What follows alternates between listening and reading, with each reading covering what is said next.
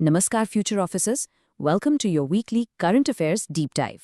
आज हम अप्रैल और मई 2025 के सबसे इम्पॉर्टेंट इवेंट्स को डिकोड करेंगे। हम बात करेंगे major defence deals, diplomatic shifts, नई गवर्नमेंट पॉलिसीज और ऑफ कोर्स कुछ माइंड ब्लोइंग स्पोर्ट्स अचीवमेंट्स की। सो चलिए सीधे शुरू करते हैं। तो सबसे पहले let's talk about the biggest story of the month, India's powerful action plan after the Pahalgam terrorist attack. देखिए, ये कोई एक सिंगल इवेंट नहीं है, ये एक स्ट्रेटेजिक मूव्स की पूरी चेन है और इसके हर हिस्से से एग्जाम में क्वेश्चन बन सकता है। ज़रा इस टाइमलाइन पर गौर कीजिए। अप्रैल 22 को अटैक होता है और ठीक अगले दिन 23 अप्रैल को रफाल मरीन डील को अप्रूवल मिल जाता है। फिर कुछ ही हफ्तों में इंडस वाटर ट्रीटी सस्पेंड की जाती है और ऑपरेशन सिंदूर लॉन्च हो जाता है। तो ये सीक्वेंस क्या दिखाता है? ये दिखाता है एक स्विफ्ट, इंटरकनेक्टेड और डिसाइसिव रिस्पॉन्स, मिलिट्री, डिप्लोमैटिक और इकोनॉमिक, तीनों फ्रंट्स पर। चलिए अब इसी रिस्पॉन्स को आगे ब्रेक डाउन करते हैं। शुरू करते हैं हमारे पहले सेक्शन से, डिफेंस और डिप्लोमेसी। ये एग्जाम पॉइंट ऑफ व्यू से हमेशा हाई प्रायोरिटी टॉपिक्स रहते हैं, तो इनकी डिटेल्स को ध्यान से समझते हैं। Okay, so the first figure you absolutely have to remember, it's a big one, 63,000 crore rupee. ये है वैल्यू इंडिया की अब तक की सबसे बड़ी आर्म्स डील की फ्रांस के साथ। इस डील से हमारी नेवल एयर पावर को एक ज़बरदस्त अपग्रेड मिलने वाला है। तो इस डील में आखिर है क्या?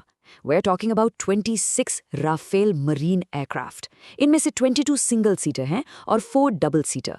और सबसे क्रिटिकल बात, इनकी कैपेबिलिटी है न्यूक्लियर वेपन्स लॉन्च करने की। इन्हें डिप्लॉय किया जाएगा हमारे अपने एयरक्राफ्ट कैरियर INS विक्रांत पर।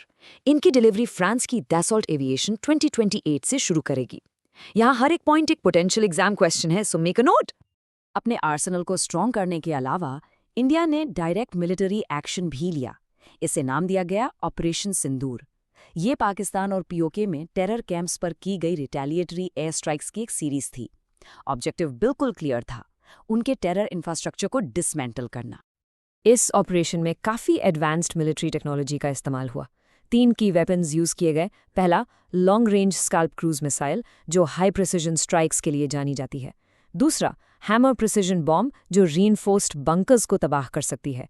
और तीसरा, लॉटरिंग म्यूनिशंस। इन्हें कमाकाजी ड्रोन्स भी कहते हैं, क्योंकि ये टारगेट के ऊपर मंडराते रहते हैं और फिर फाइनल अटैक के लिए डाइव करते हैं। इन मिलिट्री एक्शंस का सीधा असर हुआ डिप्लोमेसी पर। जरा इस कॉन्ट्रास्ट को देखिए। एक टाइम था जब 1972 का शिमला अग्रीमेंट दोनों देशों के रिश्तों का बेडरॉक था। और आज की स्थिति क्या है? वो अग्रीमेंट पाकिस्तान ने कैंसिल कर दिया है, इंडिया ने इंडस वाटर ट्रीटी को सस्पेंड कर दिया है और अटारी बॉर्डर से ट्रेड भी बंद हो गया है। It's like a complete reset of the diplomatic landscape. Okay, अब एक्सटर्नल एक्शन से शिफ्ट करते हैं इंटरनल पॉलिसीज पर। हमारे अगले सेक्शन में हम कवर करेंगे कुछ ऐसी इंपॉर्टेंट गवर्नमेंट पॉलिसीज और इनिशिएटिव्स जो हाल ही में खबरों में रही हैं। ये एक बहुत ही हिस्टोरिक पॉलिसी चेंज होने जा रहा है। लगभग एक सेंचुरी के बाद आने वाले 2025-26 सेंसस में कास्ट बेस्ड डेटा को फिर से शामिल किया जाएगा। ये प्रैक्टिस 1931 के बाद बंद कर दी गई थी और अब इसकी वापसी इंडिया के सोशियो पॉलिटिकल लैंडस्केप में एक बहुत बड़ा मोमेंट है। और एक और सिग्निफिकेंट डेवलपमेंट इस बार वाइल्ड लाइफ कंजर्वेशन से।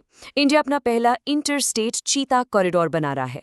Can you imagine? ये मैसिव कॉरिडोर 17,000 स्क्वायर किलोमीटर का होगा, जो राजस्थान और मध्य प्रदेश को कनेक्ट करेगा। इसका सेंट्रल हब होगा मध्य प्रदेश का कूनो नेशनल पार्क। और इस प्रोजेक्ट को टेक्निकल गाइडेंस दे रहे हैं NTCA और wild life institute of India जैसे एक्सपर्ट बॉडीज। चलिए अब आगे बढ़ते हैं साइंस और स्पोर्ट्स की तरफ, जहां इंडिया ने कुछ कमाल के अचीवमेंट्स हासिल किए हैं। 14 साल और 32 दिन, इस नंबर को याद रखिएगा। ये उम्र है क्रिकेट प्रोडिजी वैभव सूर्यवंशी की, जिसने हिस्ट्री क्रिएट कर दी है। उसने एक वर्ल्ड रिकॉर्ड ब्रेकिंग सेंचुरी बनाकर IPL और T20 क्रिकेट दोनों में सबसे यंग सेंचुरियन बनने का खिताब हासिल कर लिया है। Just incredible. और बात सिर्फ एक रिकॉर्ड की नहीं है, उसने तो रिकॉर्ड्स की झड़ी लगा दी। अब वो IPL में हाफ सेंचुरी और सेंचुरी दोनों बनाने वाला सबसे यंग प्लेयर है। उसकी 35 बॉल सेंचुरी किसी भी इंडियन की तरफ से फास्टेस्ट है, जिसमें यूसुफ पठान का 15 साल पुराना रिकॉर्ड तोड़ दिया। उसने T20 क्रिकेट में यंगेस्ट सेंचुरियन का वर्ल्ड रिकॉर्ड भी बनाया और एक इनिंग्स में सबसे ज्यादा 11 सिक्सेस भी मारे। What a phenomenal performance. Cricket के मैदान से सीधे टेक्नोलॉजी के फ्यूचर में। इंडिया आंध्र प्रदेश के अमरावती में अपना पहला क्वांटम कंप्यूटिंग विलेज लॉन्च करने जा रहा है। इसका गोल है इस नेक्स्ट जनरेशन टेक्नोलॉजी के लिए एक complete research and development ecosystem तैयार करना। और इसमें IBM, TCS और L&T जैसे बड़े tech giants already on board हैं। और एक और गर्व का पल, इंडिया ने second Asian yoga sports championship को पूरी तरह से डोमिनेट किया है। एक स्टैगरिंग 83 गोल्ड मेडल्स के साथ इंडिया ने मेडल टैली में टॉप किया और जापान और मंगोलिया जैसे देशों को काफी पीछे छोड़ दिया। चलिए अब आते हैं हमारे फाइनल रैपिड फायर सेक्शन पर। यहाँ हम कवर करेंगे इंपॉर्टेंट पर्सनैलिटीज, प्लेसेस और अवार्ड्स। ये डायरेक्ट हाई वैल्यू फैक्ट्स होते हैं एग्जाम के लिए, सो इस पर पूरा ध्यान दीजिएगा। फिजी का सबसे बड़ा civilian award, companion of the order of Fiji, इस साल एक भारतीय स्पिरिचुअल लीडर श्री मधुसूदन साई को दिया गया है। उन्हें ये सम्मान फिजी में हेल्थ केयर के फील्ड में उनके कंट्रीब्यूशन के लिए मिला है। और हाँ, ये भी याद रखिएगा कि इससे पहले PM मोदी और प्रेसिडेंट मुर्मू को भी अवार्ड मिल चुका है। नेक्स्ट, फोर्ब्स इंडिया की W पावर लिस्ट 2025 आई है, जो influential self made Indian women leaders को हाईलाइट करती है। इस लिस्ट में गीता गोपीनाथ IMF, लीना नायर जो शनेल की ग्लोबल CEO हैं, और क्रिकेटर स्मृति मंधना जैसे बड़े नाम शामिल हैं। इन सभी ने ग्लोबल स्टेज पर इंडिया का नाम रोशन किया है। ओके, जल्दी से कुछ इंपॉर्टेंट डेट्स देख लेते हैं। अप्रैल और मई से ये डायरेक्ट क्वेश्चंस बनकर आते हैं, सो इनका एक मेंटल नोट जरूर बना लीजिए। Earth Day, World Malaria Day, International Labour Day, National Technology Day और इंटरनेशनल माउंट एवरेस्ट डे। और आखिर में क्रिकेट की दुनिया से एक बड़ी खबर, रोहित शर्मा ने टेस्ट क्रिकेट से रिटायरमेंट अनाउंस कर दी है। अपने 11 साल के करियर में उन्होंने 67 मैचेस खेले और 12 सेंचुरीज बनाई। Good news for fans is कि वो ODI क्रिकेट खेलना कंटिन्यू करेंगे। तो इन सारी डेवलपमेंट्स को देखने के बाद एक सवाल आपके लिए, आपको क्या लगता है 2025 के एंड तक इंडिया की ग्लोबल पोजीशन क्या होगी? एक तरफ हमारी डिफेंस पॉलिसी काफ़ी अग्रेसिव है, तो दूसरी तरफ टेक्नोलॉजी और स्पोर्ट्स में हम ज़बरदस्त प्रोग्रेस कर रहे हैं। इस पर ज़रूर सोचिएगा।